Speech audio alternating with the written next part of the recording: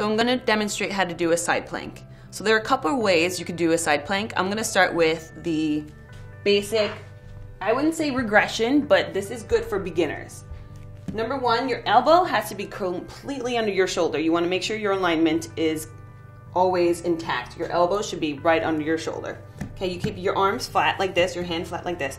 Now, for a beginner, you can keep your knees on the ground. You can stack your legs like so, and you're gonna lift from your hips. You could either keep your hand on your hip like this, or you can raise your arm up to the sky.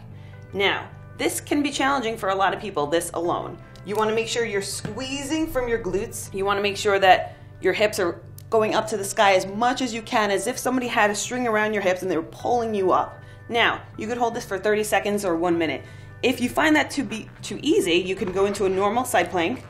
A couple ways you can do this. Again, your shoulder under your elbow or your elbow under your shoulder, feet stacked, and you can lift from here. Your hand can stay on your hip, or you can put your arm up like that.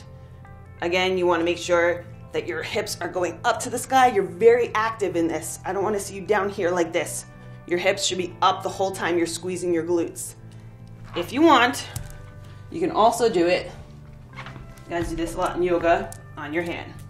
This is just more shoulder, okay? When you're on your forearm, it's more core. Now, an even more harder version, more difficult version, would be to go back to your forearms, come up. You can do variations with your arms to make this more challenging. So you could reach underneath you, come back up, reach underneath you, come back up. Let's say for 10 reps, you could come up and down with your hips, or you could do something called the starfish side plank and hold that guy. And that's how you do a side plank.